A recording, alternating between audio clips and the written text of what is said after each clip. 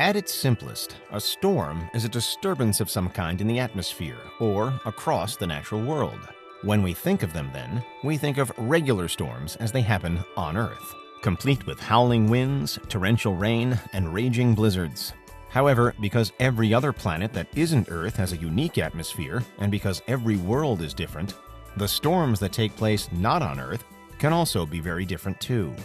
So, this is Unveiled, and today we're exploring some of the most bizarre storms in the solar system.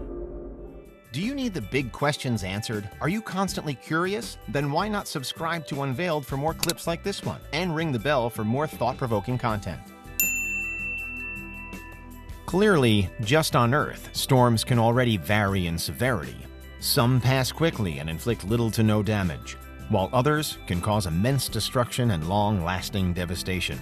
By now, we're all well acquainted with the most common types, but there are still some more unusual storm events that can occasionally form here with the right conditions. Fire tornadoes or fire whirls, for example, are pretty much exactly what they sound like. They're a swirling vortex of flame which can develop in wildfires, can last for hours, and can generate temperatures of more than 2,000 degrees Fahrenheit in some instances.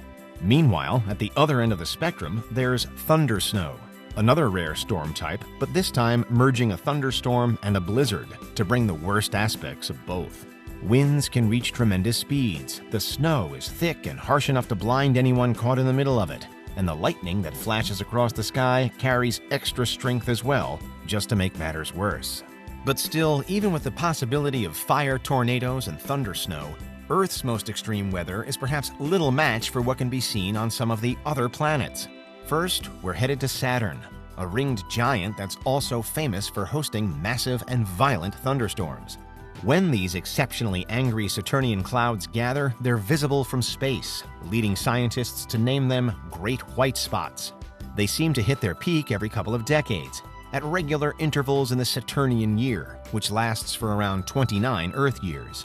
But relatively rare as they are, when they do emerge, they can grow so big that they're comparable in size to Earth, and they can spread so far that they essentially wrap all around Saturn's northern hemisphere.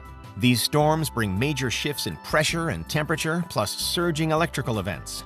But they're not the only extreme examples on Saturn. In the southern hemisphere, there's also the Dragon Storm, so named for its unusual shape, and situated close to an area of particularly high storm activity on the planet known as Storm Alley. What's perhaps especially bizarre about many of the storms on Saturn, however, is the strength of the lightning, with NASA, via the groundbreaking Cassini space probe mission, finding that lightning bolts can be more than 10,000 times stronger there than they are here. Saturn isn't the only outer giant with violent storms, though. Neptune may be considered Uranus's twin, but it does have the distinction of hosting the solar system's fastest recorded wind speeds.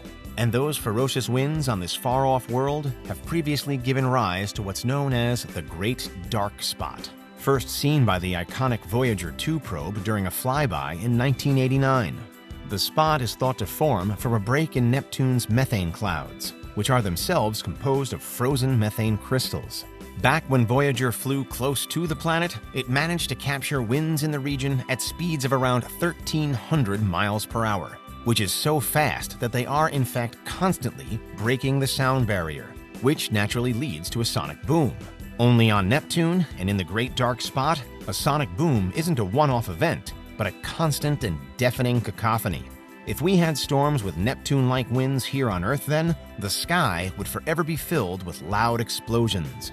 As it is, however, the strongest storm winds ever recorded on Earth reached 253 miles per hour only, which is nowhere near breaking the speed of sound, and is around 5 times slower than what we've seen on Neptune. Of course, we know that planets aren't the only objects in space that have atmospheres, and therefore they're not the only places that can host storms either. Some moons do as well, including the much-studied, unique Saturnian moon, Titan.